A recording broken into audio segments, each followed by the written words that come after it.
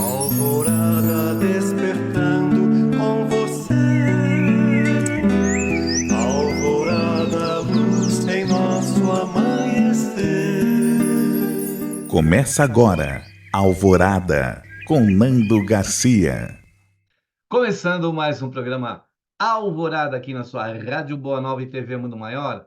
Olá para você, querida e querido telespectador e rádio ouvinte. Gratidão pela sua companhia e pela sua audiência maravilhosa. Isso mesmo. Quero mandar um abraço também para todo aquele pessoal, os técnicos e técnicas que trabalham nos bastidores aí na produção para chegar essa programação para você. Eu disse que aqui é Alvorada, eu sou o Nando Garcia e ele, professor Luiz Magarian. Olá, professor! Saudações, meu querido Nando Garcia. Saudações para todos os nossos ouvintes e telespectadores. Grande prazer estar aqui mais uma vez para falar do Espiritismo, para falar de Jesus e bater um papo gostoso com todo mundo. Obrigado. Nós é que agradecemos aí a disponibilidade do professor. E se você quiser ouvir ou assistir esse programa, né, mais tarde, ou quer rever, ou quer, de repente, ah, passar para alguém, né, compartilhar, vai lá no YouTube e coloca lá, Portal Mundo Maior. Colocando o Portal Mundo Maior, vai aparecer para você um logotipo que é o símbolo, não é? Do portal Mundo Maior. Clica em cima, e aí você vai ver embaixo aparece playlist. Clica no playlist. E aí vai aparecer lá, não é? Vários programas, você vai com o dedinho, com o mouse lá, vai baixando, baixando, vai encontrar o Alvorada, com programas também com o professor Luiz Magariano. Ok? Então hoje nós vamos trazer aqui do livro Vinha de Luz, né, na psicografia do nosso querido Chico Xavier, pelo espírito, né, autor espiritual Emmanuel. E nós vamos para o tópico 37, que tem o título Orientação. Então, o nosso querido Emmanuel sempre tem aquela questão dele estar ali colocando uma passagem do Evangelho, ele faz um recorte, coloca uma passagem do Evangelho, e hoje é de 1 Tessalonicenses, capítulo 4, versículo 11, por Paulo, né? E aí Paulo escreve: E procureis viver quietos e tratar dos vossos próprios negócios e trabalhar com as vossas próprias mãos, como já vô-lo temos mandado. Então, professor, quer comentar essa passagem? Paulo que ficava enviando cartas, né? Missivas para tantas cidades, né? Ele que foi lá o precursor, né? Do Evangelho, se não foi o maior, né? Comunicador daquela época do Evangelho, né? É isso mesmo, Nando. Paulo, como apóstolo dos gentios, ele, ele abraçou, né, a causa do Cristo para valer, né? A virada dele, né, a virada de chave que ele deu foi uma coisa espetacular, né? Porque ele, quando ele decidiu seguir Jesus, ele não teve dúvida, ele não titubeou, né? Ele se predispôs a fazer tudo aquilo que fosse necessário. E Paulo era um comunicador, né? Porque naquele tempo a única forma de comunicação não presencial era as cartas, né? E Paulo escrevia as cartas, e nas cartas ele era muito didático. Então, ele era um professor, né? Ele dava orientações e também puxava a orelha dos caras, né? Porque ele recebia notícias de que uma igreja X ou Y estava desandando um pouquinho, porque tem a doutrina de Jesus, os ensinamentos de Jesus, doutrina não escrita, que depois veio a ser firmada pelos evangelistas. No entanto, todos aqueles sabiam quais eram os fundamentos de Jesus. E, às vezes, uma ou outra igreja queria improvisar e acabava quase que querendo criar uma doutrina própria, né?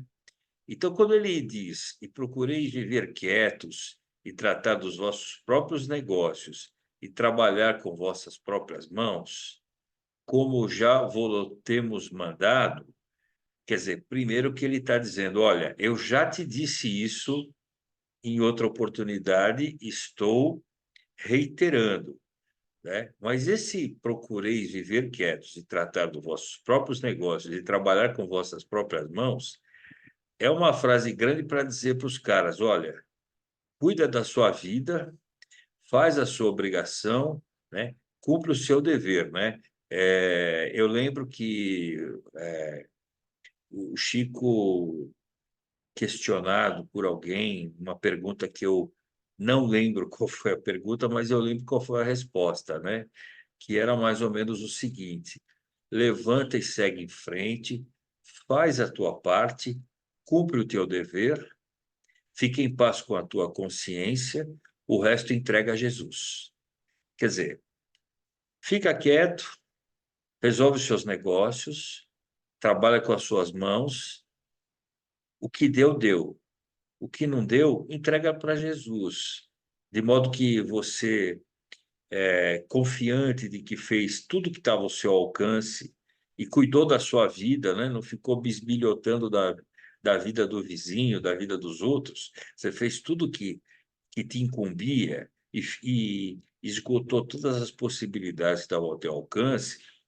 Então, se não der certo, é porque não era o momento de dar certo, mas era o jeito de fazer, né.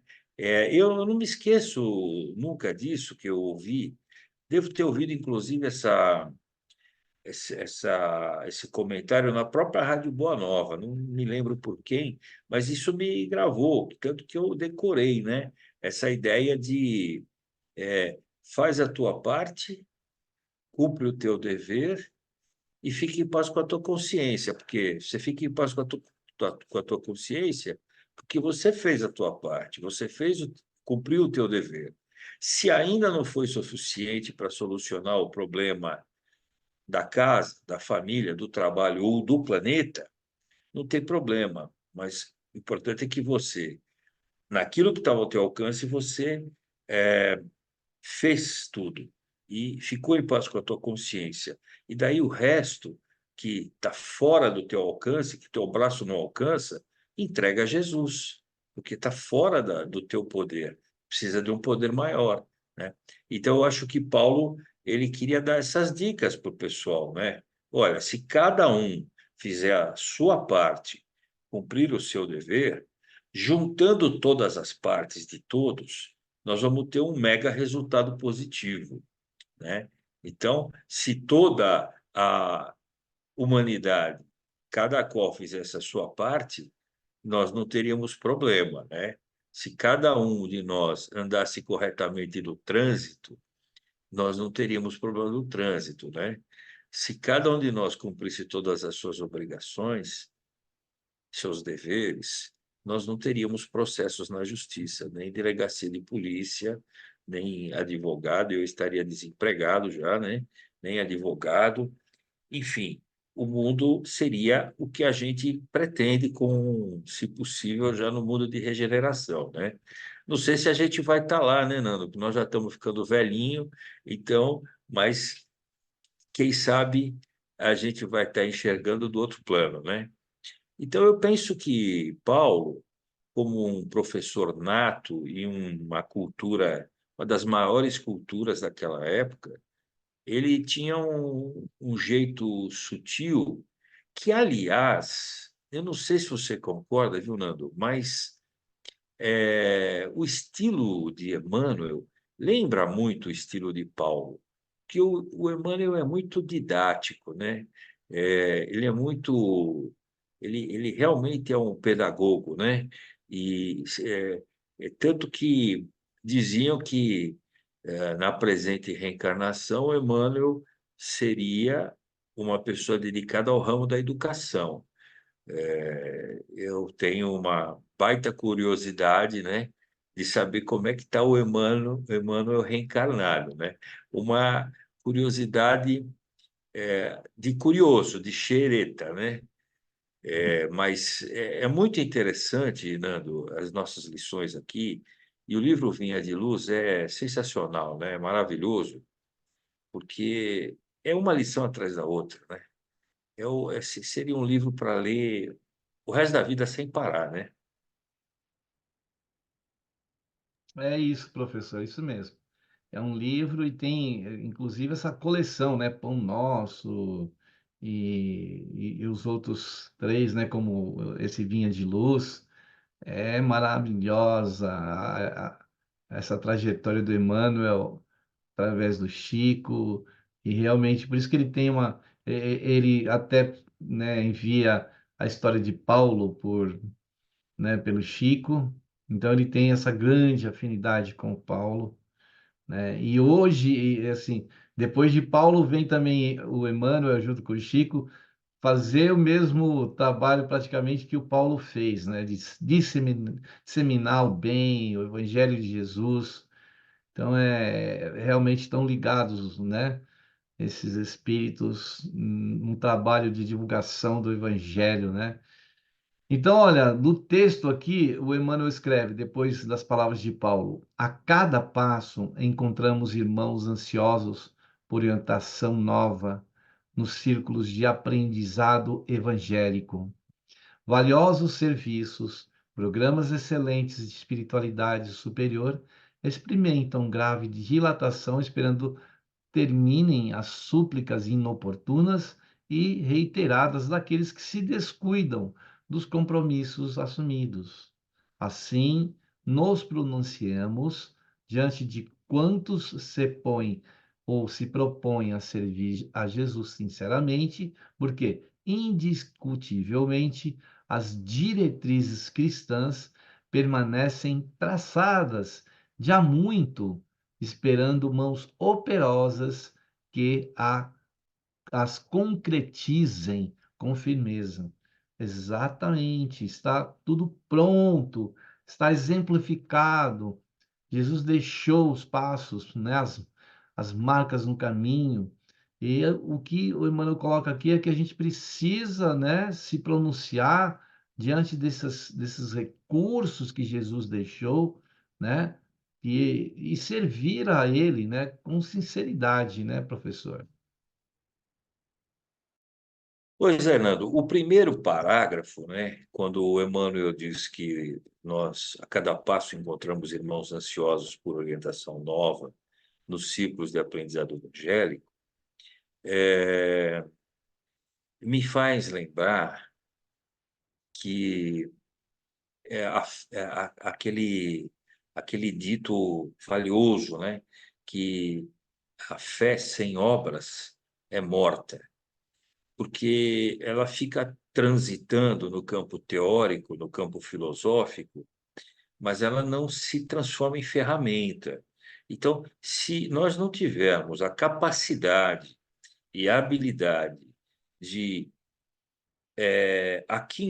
aquinhoar e acumular conhecimentos que nos são proporcionados pelo advento da fé, mas ao acumular esses conhecimentos, nós não fizemos nada com eles, nós não tivemos a habilidade de transformar esses conhecimentos em ferramentas práticas que possam ser usadas para o bem da humanidade, começando dentro das nossas próprias casas, dentro do nosso próprio trabalho, dentro do nosso próprio círculo de amizade, as lições, que são aquisições importantes, elas vão se tornar apenas um amontoado de conteúdos de conhecimento, sem que elas se propaguem na vida cotidiana, exatamente para promover a evolução das pessoas. Então, a nossa grande responsabilidade de todos os cristãos, mas especialmente dos espíritas, né? Porque os espíritas são os trabalhadores da última hora. Então, nós temos uma responsabilidade até maior, porque nós temos um conhecimento de vanguarda, nós temos acesso a um conteúdo de vanguarda. A doutrina espírita, sem dúvida, é uma doutrina de vanguarda, né? Tanto que, quando Chico perguntado se o espiritismo era a doutrina do futuro, ele respondeu que não, que o espiritismo não era a doutrina do futuro, mas era o futuro das religiões. Quer dizer, eu vou colocar melhor as palavras. Perguntado se o espiritismo era a religião do futuro, Chico respondeu que não, mas que o espiritismo não seria a religião do futuro, mas seria o futuro das religiões. Querendo dizer o seguinte, que a doutrina espírita é um repositório de conhecimento crístico de alto nível e de vanguarda, né? Porque é a terceira revelação, ou seja, é a evolução das revelações trabalhadas por Jesus para que as pessoas possam entender. Ou seja, agora, pelo Espiritismo, as pessoas têm como entender o ensinamento de Jesus. Aquele ensinamento que Jesus não conseguia transmitir e não podia fazê-lo, porque as pessoas não tinham capacidade intelectual para entender. Hoje, né, hoje e desde quando o Espiritismo foi implantado na Terra, o Espiritismo é uma doutrina acessível, é uma doutrina que, por menor que seja o grau cultural do praticante do Espiritismo ou do simpatizante do Espiritismo, ainda que tenha um grau de cultura ainda pequeno, a repetição, assistindo palestras, assistindo os nossos programas, ouvindo a Rádio Boa Nova, frequentando o centro espírita, e lá participando do evangelho, e mesmo fazendo o evangelho no lar em casa, essa repetição faz a superação da deficiência cultural. E a pessoa acaba aprendendo, ela acaba se familiarizando com os conteúdos. Então, isso traz uma responsabilidade muito maior para nós, porque esse nosso conhecimento, além de ser revelador, ele não é revelador apenas para que nós tenhamos o conhecimento e fiquemos felizes por ter, mas é para que nós tenhamos o conhecimento e façamos alguma coisa com esse conhecimento por todos aqueles que estão ao nosso derredor, né? As pessoas que passam no nosso caminho, elas têm a oportunidade de nos ouvir, né? E nós temos a oportunidade de falar. E, às vezes, uma palavra bem colocada num momento de aflição salva uma vida. Então, nós temos uma tarefa que é a tarefa inerente ao espírita, mas não é uma obrigação de marcar ponto, né, de marcar cartão. É uma obrigação de decidir que você faz parte do apostolado de Jesus, né? Como espírita, nós fazemos parte do apostolado de Jesus. Então, não é que nós vamos sair fazendo pregação, como muitas doutrinas fazem, que chega até a ser chato, chega a ser desagradável, deselegante, mas é saber colocar os fundamentos de Jesus nos momentos certos, né? Não sair por aí interrompendo as pessoas para querer doutrinar à força. Isso não é bacana, isso não é necessário, né? Mas a vida nos coloca em situações que sempre nós temos oportunidades de fazer isso, de colocar. E a gente nem precisa, eu pelo menos faço assim, viu, Nando? A gente nem precisa dizer, olha, o Espiritismo diz isso, o Espiritismo diz aquilo.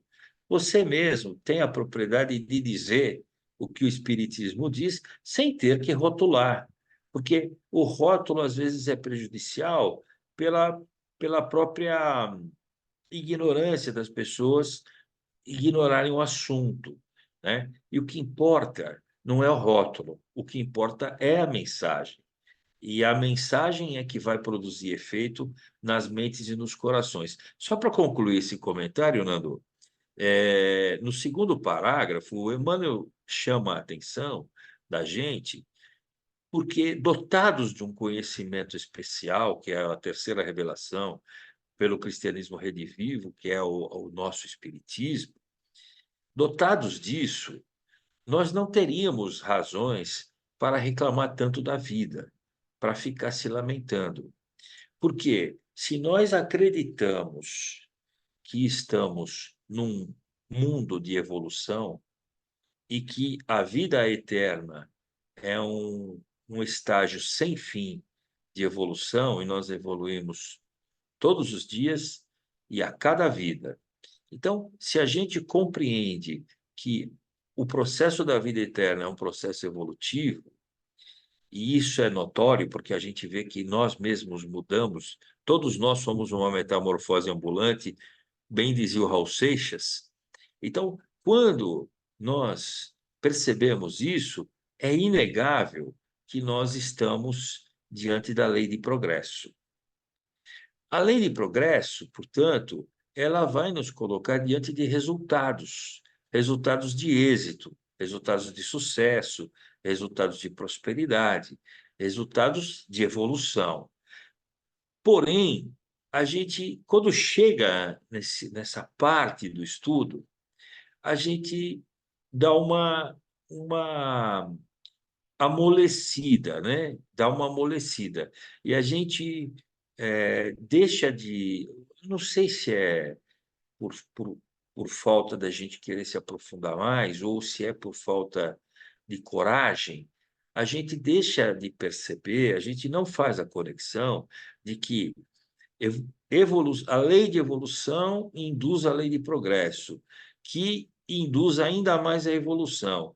Só que, quando nós nos deparamos com todos os problemas da vida, todos os problemas que nós temos, todos nós os temos, uns mais, outros menos, ora é falta de dinheiro, ora é falta de saúde, ora é falta de trabalho, ora é desarmonia familiar, e por aí vai, a gente fica duvidando da lei de progresso.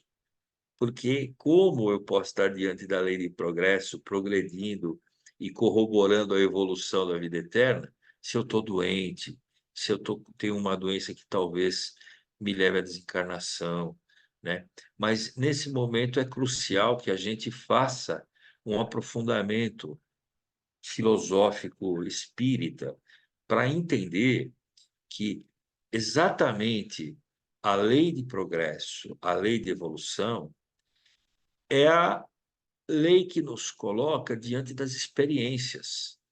O progresso e a evolução necessitam das experiências, é por isso que nós reencarnamos tantas vezes. As experiências nem sempre são as experiências maravilhosas que nós gostaríamos. Às vezes as experiências são dramáticas, não tem um sabor tão agradável. Às vezes as experiências são tristes, são aflitivas, mas é da lei de progresso que assim seja, é da lei de evolução. E se eu não acreditar nisso, é porque eu não acredito num Deus, num Pai misericordioso, um pai de amor, bondade e justiça. Por quê? Se eu fico, como Emmanuel diz aqui, fazendo súplicas inoportunas e reiteradas, e fico reclamando das pessoas, fico reclamando da vida, fico reclamando de mim mesmo, e fico reclamando dos problemas que eu tenho, é porque eu não acredito que as provas e as expiações são um componente importante da lei de evolução. As provas e expiações são um componente importante para que a lei de progresso se concretize. Então, aí eu vou, então, mudar o paradigma e vou achar que Deus é vingativo. Deus é um senhor de vingança que me pune, né? E não, eu não sou punido por causa de tudo que eu fiz nessa vida, tudo que eu fiz de errado, ou tudo que eu fiz de errado nas vidas passadas. Eu não sou punido. Eu sempre estou recebendo algo que é para a lei de progresso. Sempre estou recebendo o que eu necessito. Então, quando a gente fala de merecimento, algumas pessoas podem dizer assim, mas eu merecia ter essa doença? Eu merecia ter esse revés na vida profissional? Né? Então dá a impressão que merecer é só merecer coisas boas. E isso refoge da ideia da prova e expiação. Isso refoge da evolução. Às vezes, eu preciso tentar fazer um sinônimo da palavra merecimento e entender que o merecimento é a minha necessidade. Eu recebo o que eu mereço, diga-se ou leia-se, eu mereço aquilo que eu necessito. Por que que eu necessito disso? Eu necessito disso porque isso é que vai me promover a evolução. Isso é que vai me promover o progresso. Então, as súplicas, elas sempre são infundadas, porque quando eu suplico, eu estou duvidando do amor, da bondade e da justiça divina. Eu sei que o que eu estou dizendo é mais fácil falar do que fazer. Claro. Então, espero que os telespectadores, os ouvintes, entendam que o nosso esforço, né, o nosso desafio como verdadeiros cristãos e verdadeiros espíritas é exatamente pensar na evolução, pensar no progresso, entendendo que tudo que me ocorre porque eu necessito, mesmo as coisas que eu não gosto. E aí, lá no Evangelho segundo o Espiritismo, nós vamos encontrar isso muito bem esclarecido, né? Que reconhece-se o verdadeiro espírita pelo esforço que faz para ser hoje melhor do que ontem e amanhã melhor do que hoje.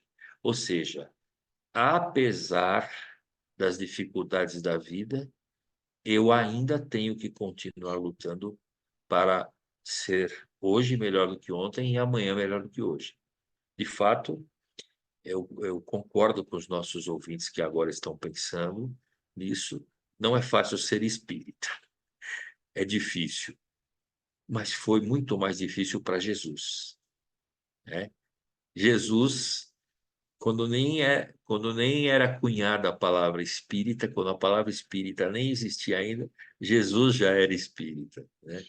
E para ele foi muito mais difícil. Se a gente às vezes sofre em plenos anos 2000 e tanto, a gente sofre restrições e preconceitos, vocês imaginem o que Jesus passou, né? A gente sabe só um pedaço, né? Só aquilo que os evangelhos contam, né? Então, nós temos que nos dar por felizes dessa oportunidade bendita, viu, Nando? Exatamente. Agora a gente vai dar uma pausa aqui na leitura do texto, também nos comentários, nas reflexões, porque a gente costuma, né, estar aqui proferindo uma prece, e é aquele momento em que a gente pede aí, sugere, para colocar um copo de água aí do lado, um recipiente. Nessa água, na hora que você estiver ouvindo ou assistindo o programa, os benfeitores irão trabalhar e levar uma energia boa nesse líquido precioso. Então a gente vai para um momento de prece, de oração e de vibrações aqui no Alvorada. Que nós possamos nesse instante, buscando a orientação dos benfeitores espirituais, como é o tópico do nosso texto de hoje, orientação, para que, como bússolas, como guias, possam nos orientar no caminho a trilhar na vida em que nos encontramos.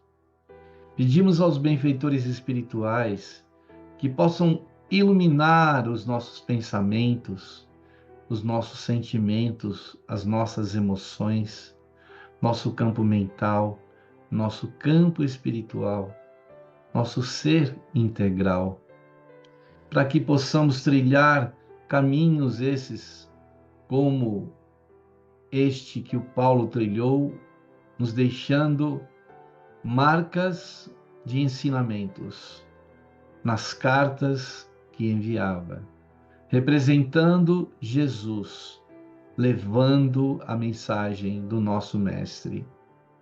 Que essa mensagem de hoje possa chegar a muitos corações, a corações que estão fatigados, feridos, cansados pela trajetória de suas vidas. Mas Jesus há de renovar essas nossas forças, renovar os nossos pensamentos, renovar a nossa esperança.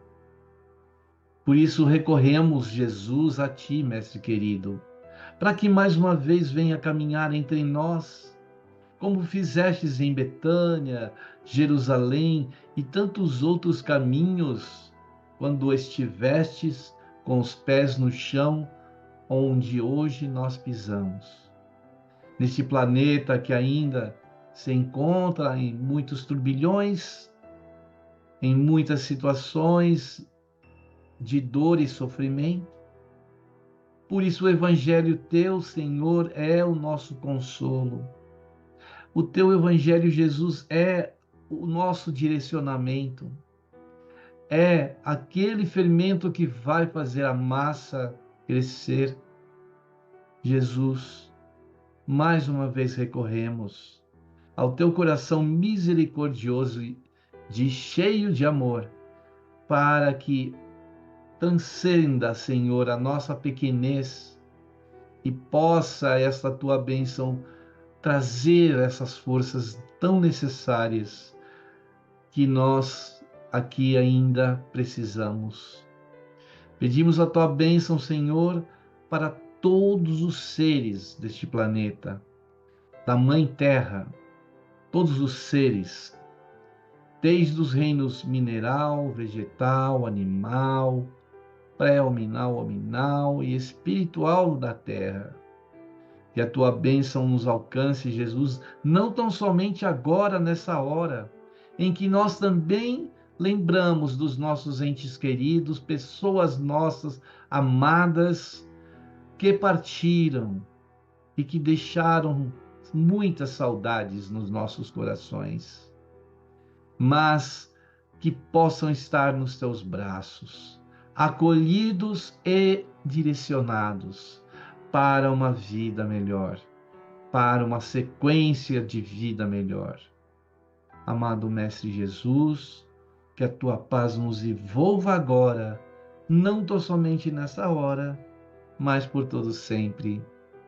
Que assim seja.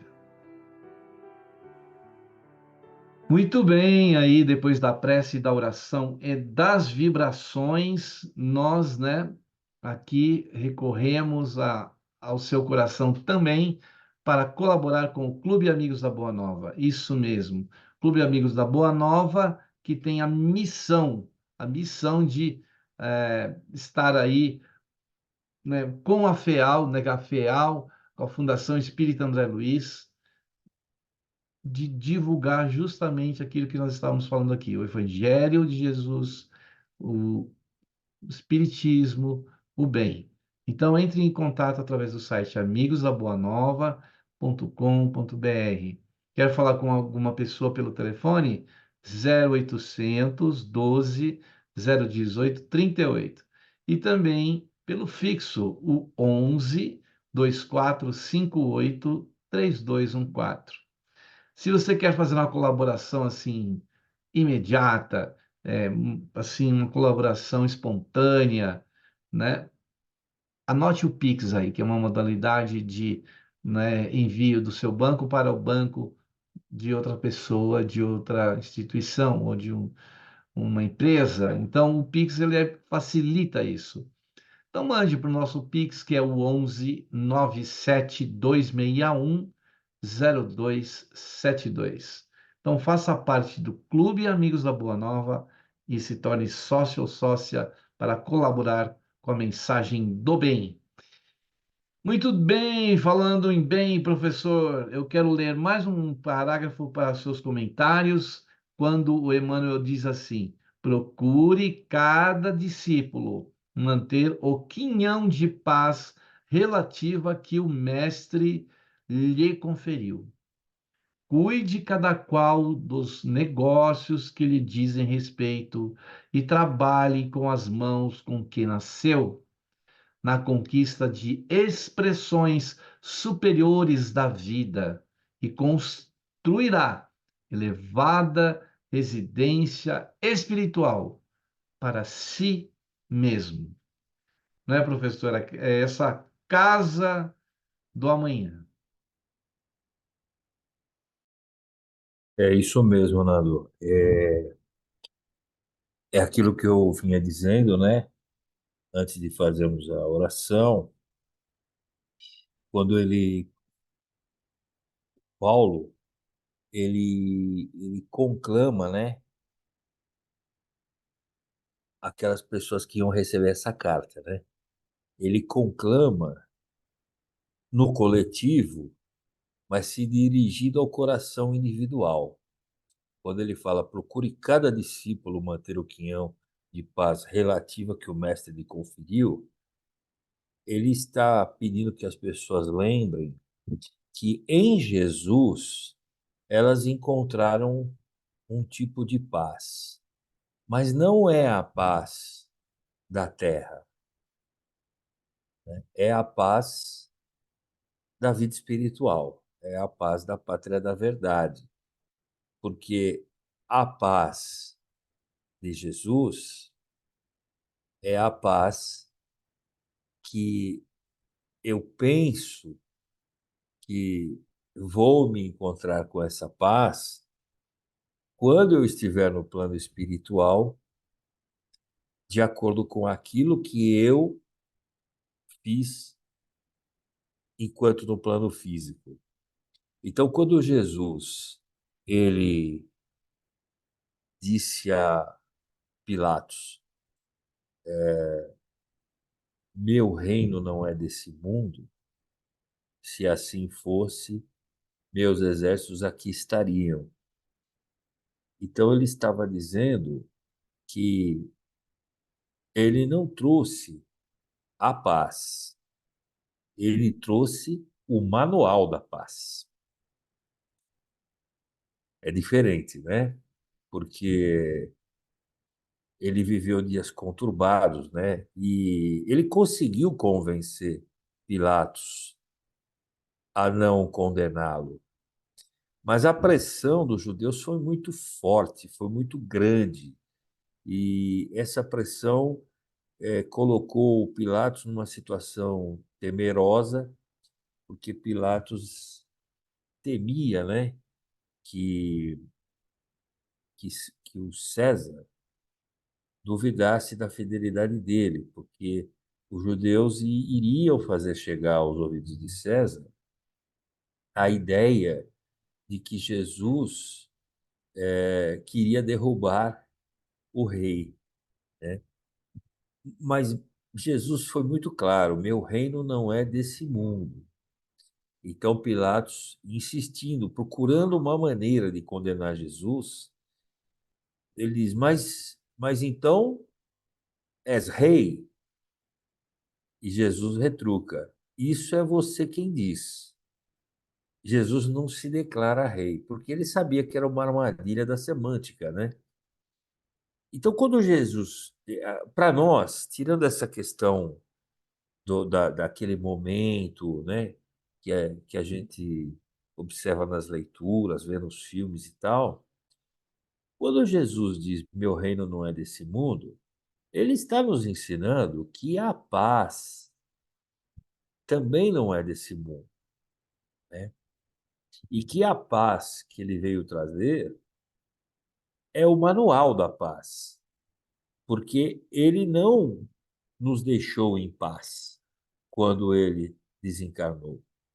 Ele deixou os apóstolos numa aflição danada. Os apóstolos estavam numa aflição danada. E quem lê o livro Paulo e Estevão vai ter um conhecimento sobre aquela casa do caminho, onde eram cuidados todos os aflitos, doentes, estrupiados, machucados, famintos. Então, era muita aflição. E exatamente Jesus deixou esse legado, porque Jesus, ele fazia questão de estar com os pobres. Ele fazia questão de estar com aqueles, aspas, errados, aqueles que eram considerados errados no meio social, aqueles que eram excluídos por algum motivo, sofriam preconceitos por terem problemas físicos ou por terem problemas morais, e Jesus fazia questão de estar com esses. E eram justamente esses que não tinham paz nenhuma. Então, quando ele ensina isso para os apóstolos, não foi por menos que a casa do caminho era uma casa de passagem, era uma casa transitória, e ali eram cuidados todos os sofredores que por ali passassem. Então, Jesus não prometeu que nós teríamos paz aqui na terra, mas ele nos deixou um legado doutrinário e nos deixou um manual da paz por meio daquilo que os evangelistas ensinaram e escreveram, e por meio também de quando ele vem na equipe do Espírito da Verdade e conversa com Kardec e dá a inspiração mediúnica em Kardec para escrever, né, a doutrina espírita. Então, essa paz que o mestre nos conferiu, ela é uma promessa voltada ao plano espiritual, mas que só é alcançada se eu fizer uso do manual que ele nos trouxe por meio da sua doutrina, né? Então, quando ele diz no próximo parágrafo, né, Nando? Ele diz que, no final do parágrafo que você leu, ele diz que construirá elevada residência espiritual para si mesmo. Então, eu começo a encontrar paz em mim, né? Porque o reino de Deus não é um lugar físico, está em mim, né? E eu posso ler rapidinho os 2 últimos parágrafos aqui, Nando? Dá tempo? Bem rápido. Que é aquele que conserva a harmonia ao preço do bem infatigável, atende aos desígnios do Senhor. E no outro parágrafo ele diz: antes de buscares, pois, qualquer orientação junto de amigos encarnados ou desencarnados, não te esqueças de verificar se já atendeste a isto. Ou seja, é a minha colocação dentro da postura, né? Então, eu assumir a postura do manual de paz que Jesus nos traz. Essa é a verdadeira orientação, né, Nando? Exatamente. Infelizmente, o tempo está terminando, né? E a gente agradece a todas e todos aí ao professor Luiz. Obrigado, professor Luiz. As suas despedidas aí, porque está, né? O tempo está limitado e vamos em frente, né? Obrigado, viu, professor Luiz? Eu que agradeço, quero deixar aqui um forte abraço a todos que estão conosco e a você, meu querido Nando Garcia, e agradecer a Deus pela existência da Rádio Boa Nova e da TV Mundo Maior, que nos possibilita esse intercâmbio entre nós e com a espiritualidade. Grande É abraço. isso aí. Então, muita paz, muita luz, muito amor e até o próximo programa Alvorada. Tchau, professor. Tchau, Tchau, tchau. Nando. Tchau, tchau Tchau, para todo tchau a todos e a mundo. todas. Tchau, tchau. Alvorada despertando com você. Alvorada, luz em nosso amanhecer. Termina aqui Alvorada com Nando Garcia.